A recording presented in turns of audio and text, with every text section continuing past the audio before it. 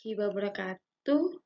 Selamat siang, teman-teman dan juga Bapak Ibu.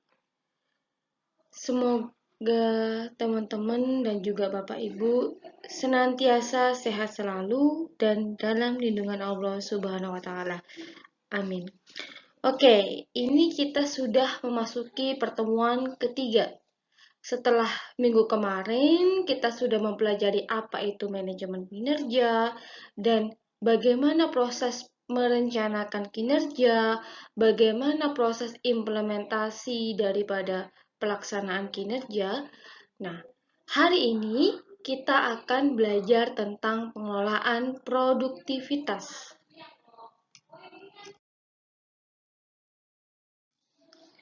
Setelah kita mempelajari tentang manajemen kinerja, perencanaan kinerja, dan pelaksanaan kinerja, nah sekarang kita akan membahas tentang produktivitas. Produktivitas ini, Bapak Ibu, menjadi salah satu ukuran keberhasilan dari kinerja.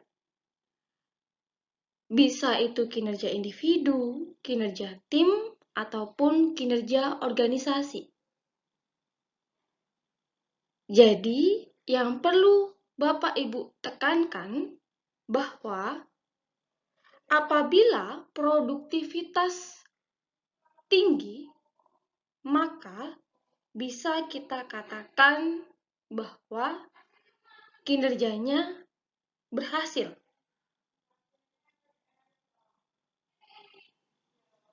Sebaliknya, apabila produktivitasnya itu lebih rendah daripada standar yang telah ditentukan ataupun mengalami penurunan, maka bisa kita katakan bahwa kinerjanya kurang sukses. Baik, saya ulangi lagi. Ketika produktivitasnya itu tinggi, maka kita berhasil dalam kinerja. Namun, kita akan kurang sukses dalam hal kinerja apabila produktivitasnya itu lebih rendah dari standar ataupun mengalami penurunan. Bagaimana, Bapak Ibu? Bisa dipahami? Apa sih produktivitas itu? Ada yang tahu apa itu produktivitas? Yaps, produktivitas itu adalah hubungan antara keluaran atau hasil organisasi dengan masukan yang diperlukan. Berarti, kalau kita simpulkan, rumusnya dari produktivitas itu keluaran dibagi dengan masukan, Bapak Ibu. Nah, jadi rasio keluaran barang dan jasa itu kita bagi dengan masukan atau sumber daya yang dipergunakan untuk memproduksi barang dan jasa. Nah, selain itu, organisasi bisa kita katakan bahwa organisasi tersebut produktif apabila organisasi sudah mencapai tujuan. Berarti di sini organisasi itu mengubah masukan menjadi keluaran dengan biaya yang terendah. Oleh karena itu, kita bisa menyebutnya sebagai organisasi produktif. Nah, jadi agar Bapak Ibu tidak bingung bagaimana kita menghitung produktivitas, saya berikan contoh soal ya. Ini ada 2. Kita ke contoh soal yang pertama dulu. Kantor lembaga bantuan hukum A dengan 8 pengacara menghasilkan keluaran 100 konsultasi dengan klien per hari. Maka produktivitasnya berapa? Tadi sudah saya singgung bahwa ketika kita ingin mencari produktivitas, itu kita bisa dengan cara membagi. Begitu kan, Bapak Ibu? Nah, produktivitas kita notasikan sebagai P. Misalkan begitu. Nah, kita mencari P ini bagaimana caranya? Yaitu dengan membagi. Yang kita bagi adalah keluaran yang pertama. Keluaran kita notasikan dengan K. Nah, K ini kita bagi dengan masukan. Kita notasikan dengan M. Di soal yang pertama, K-nya berapa Bapak Ibu? Keluarannya berapa? Keluarannya adalah 100 konsultasi. Ini adalah K. Sedangkan M-nya itu adalah 8 pengacaran. 8 pengacara ini sebagai M ya, Bapak Ibu. Nah, jadi 100 dibagi 8. 100-nya konsultasi atau keluarannya, 8-nya itu adalah masukannya, 8 pengacara. Hasilnya adalah 12,50. Berarti produktivitas kantor lembaga hukum A itu adalah 12,50. Begitu ya, Bapak Ibu. Kita lanjut ke soal berikutnya, soal yang kedua. Rumusnya tetap menggunakan P sama dengan K per M, ya. Berarti di soal yang kedua, yang masuk keluaran yang mana Bapak Ibu? Yang masuk keluaran adalah 125 konsultasi. Itu adalah keluaran. Nah, masukannya yang mana? Masukannya yang 15 pengacara. Ya, Bapak Ibu. Berarti 125 dibagi 15. Hasilnya adalah 8,33 ya. Jadi, produktivitas lembaga bantuan hukum B itu adalah 8,33. Berarti kalau kita simpulkan dari dua soal ini menunjukkan apa? Menunjukkan bahwa kantor lembaga bantuan hukum A itu produktivitasnya lebih besar. Ya kan? Karena 12,50. 12,50 kan lebih besar daripada 8,33. Iya kan Bapak Ibu? Begitu. Nah, selain itu, yang kedua, kita juga bisa menyimpulkan bahwa kantor pengacara hukum A itu yang memiliki ukuran yang lebih kecil, tapi dia memiliki rasio produktivitas yang lebih tinggi. 12,50. Begitu. Bagaimana? Apakah bisa dipahami perhitungan produktivitas ini? Tipe produktivitas. Nah, ada dua tipe produktivitas. Yang pertama adalah total productivity ratio. Dan yang kedua, partial productivity ratio. Kita bahas satu-satu ya, Bapak Ibu. Jadi, kalau kita bicara tentang total productivity ratio, dia menghubungkan nilai semua keluaran dengan nilai semua masukan. Jadi, pada total productivity ratio itu, produktivitas itu dari semua faktor yang digunakan untuk menghasilkan output atau luaran. Jadi, faktornya itu tidak hanya satu, tapi banyak. Bisa bahan baku, bisa tenaga kerja, bisa energi, bisa modal. Itu bisa. Jadi misalkan yang tadi saya kasih contoh itu, kan rumusnya P sama dengan K per M. M-nya cuma satu kan masukannya Bapak Ibu. Nah, tapi kalau total productivity ini masukannya banyak. Gitu. Jadi M-nya itu bukan hanya tenaga kerja saja, tetapi bisa ada bahan baku, bisa ada energi, bisa ada modal. Nah, itu nanti kita jumlahkan semua inputnya. Jadi, K per M-nya itu yang membedakan adalah jumlah M-nya. M-nya ini terdiri dari banyak faktor. Gitu. Itu di total productivity ratio. Lalu, ketika kita bicara tentang partial productivity ratio, itu contohnya seperti yang sudah saya berikan sebelumnya. M-nya cuma satu, yaitu tenaga kerja, pengacara. Itu masuk tenaga kerja ya, Bapak Ibu. Jadi M-nya itu cuma satu, karena di total partial itu single faktor, atau adanya faktor tunggal, hanya satu saja. Berbeda ketika total productivity ratio, faktornya banyak. Gitu. Bagaimana? Bisa dipahami? Kesalahan dalam pemaknaan produktivitas. Jadi ada beberapa kesalahan ketika kita memaknai produktivitas. Yang pertama, produktivitas sering disamakan dengan produksi. Jadi misalkan itu, jika kita lebih banyak barang ataupun jasa yang kita peroleh, berarti produktivitasnya itu meningkat gitu.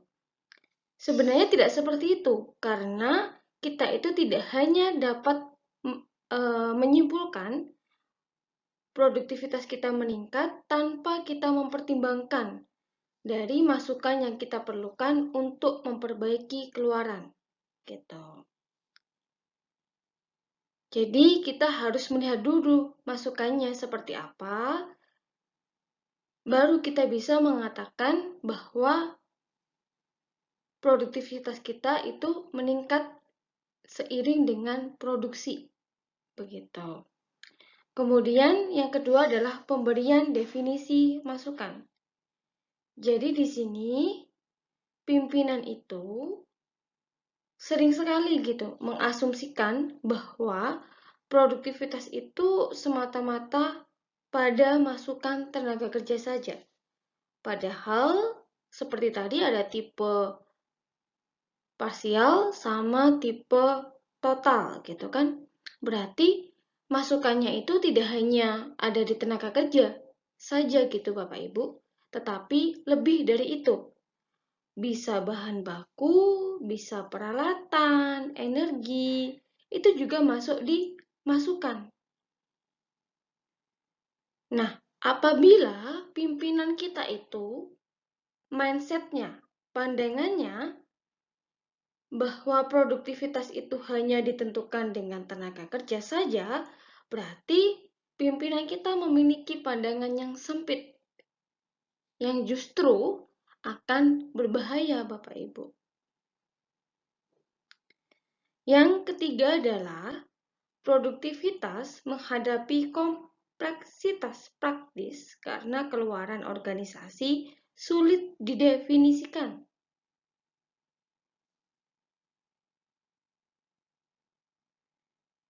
Jadi, yang paling mudah itu didefinisikan adalah perusahaan manufaktur, Bapak Ibu. Tapi kalau perusahaan jasa itu, instansi pemerintah itu juga termasuk perusahaan jasa, itu sulit, gitu kan? Berbeda dengan perusahaan manufaktur. Jadi, masih banyak organisasi itu yang non-manufaktur yang gagal, gitu kan? Mereka untuk merumuskan secara efektif produktivitasnya. Kemudian yang keempat adalah komplikasi terhadap pengertian kualitas. Jadi, apakah penggunaan sumber daya yang lebih efektif tetapi menghasilkan kualitas produk atau jasa yang tidak memenuhi syarat atau cacat merupakan langkah perbaikan produktivitas. Jadi nanti timbul pertanyaan seperti itu. Jadi karena terkadang itu produktivitas kita bisa menurun begitu atau tidak sesuai dengan standar yang telah ditentukan, maka kita perlu nih Bapak Ibu teknik untuk memperbaiki produktivitas. Jadi ada 5 teknik yang bisa kita gunakan. Yang pertama adalah studi kerja. Nah, di studi kerja ini kita bisa menganalisis pekerjaan yang sedang berjalan, proses dan juga metode kerja. Kemudian yang kedua, dengan cara pengembangan organisasi. Jadi kita mengubah sistem ataupun mengubah budaya maupun perilaku organisasi demi mencapai efektivitas organisasi. Yang ketiga adalah curah gagasan. Nah, kalau istilah curah gagasan ini Ibu Bapak tidak familiar begitu, bisa kita sebut dengan brainstorming. Jadi, kita bisa menyampaikan pendapat kita secara terbuka.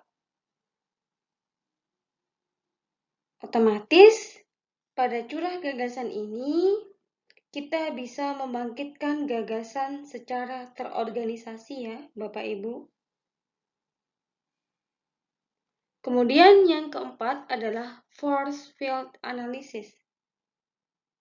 Nah, di force field analysis ini kita menganalisis situasi yang perlu kita ubah.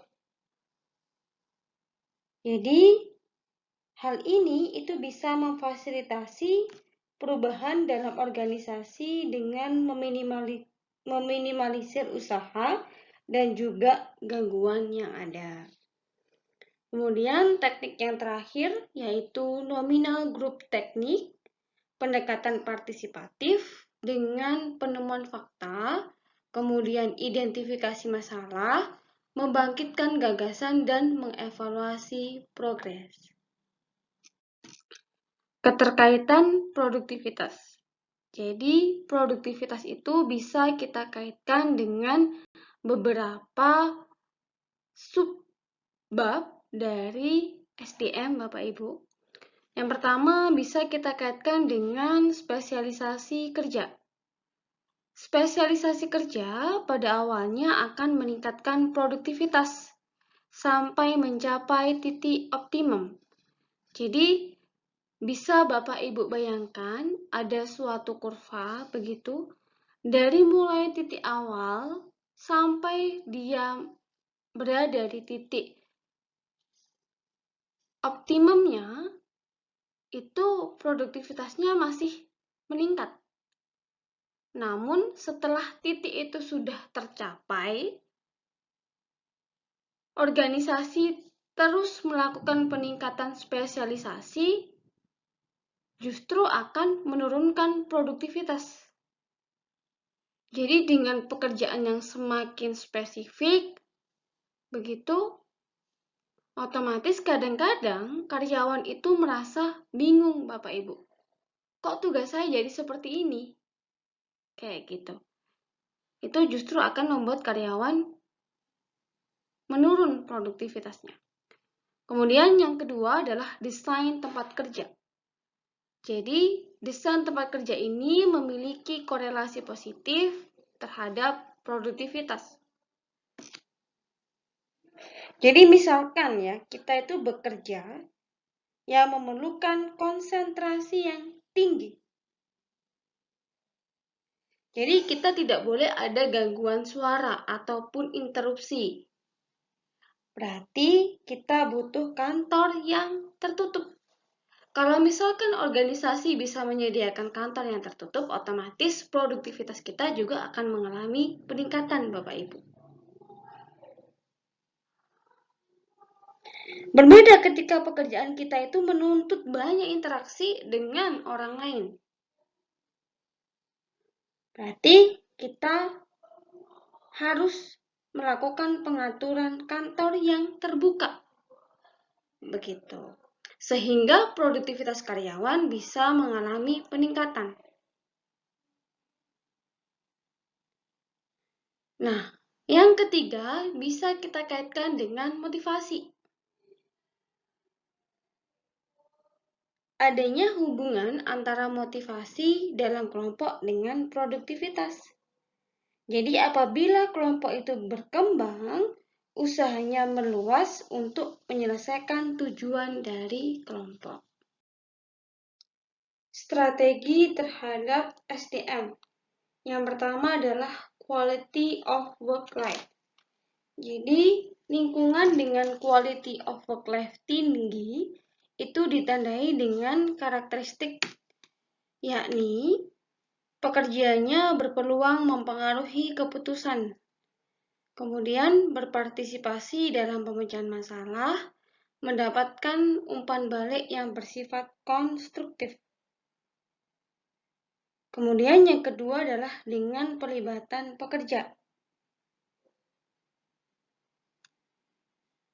Jadi, pada pelibatan pekerja ini bisa kita libatkan untuk pemecahan masalah, penetapan tujuan, ataupun kegiatan perencanaan. Selanjutnya yaitu manajemen partisipatif. Gaya manajemen harus sesuai dengan perkembangan lingkungan, dengan lebih memberikan kesempatan kepada para pekerja untuk lebih terlibat dalam manajemen. Jadi, pada intinya, strategi terhadap SDM itu harus melibatkan pekerja. Gitu. Ya, Bapak Ibu. Terdapat 3 tingkatan pelibatan pekerja. Ya, Bapak Ibu. Yang pertama adalah the human relation approach, organisasi yang bekerja dalam kerangka hubungan antar manusia memanfaatkan teknik pelibatan, misalkan program saran, survei umpan balik, maupun quality circle. Jadi quality circle ini gugus kendali mutu ya Bapak Ibu. Jadi ada sekelompok orang yang melakukan pekerjaan yang sama guna menyelesaikan masalah yang terkait dengan pekerjaan. Yang kedua, the human resources approach. Organisasi mengembangkan praktik yang lebih partisipatif pada pekerjaan. Jadi, gunanya itu adalah untuk meningkatkan kemampuan. Kemudian, apabila diminta untuk memberikan masukan dalam keputusan itu bisa terlibat ataupun juga memberikan hasil yang lebih baik. Yang ketiga adalah the high involvement approach. Pekerja mampu membuat keputusan penting tentang pekerjaan dan hasil kerja organisasional apabila orang berlatih melakukan pengawasan atau aktivitas pekerjaannya. Pengukuran produktivitas. Jadi, pengukuran produktivitas itu secara eksplisit bisa kita hubungkan dengan sasaran strategis. Jadi, adanya sistem pengukuran produktivitas bisa memungkinkan organisasi itu mempertajam rencana strategisnya. Dengan cara apa? Yaitu dengan penciptaan tingkat perbaikan produktivitas yang ditargetkan dan juga dihubungkan pada pencapaian sasaran strategis spesifik.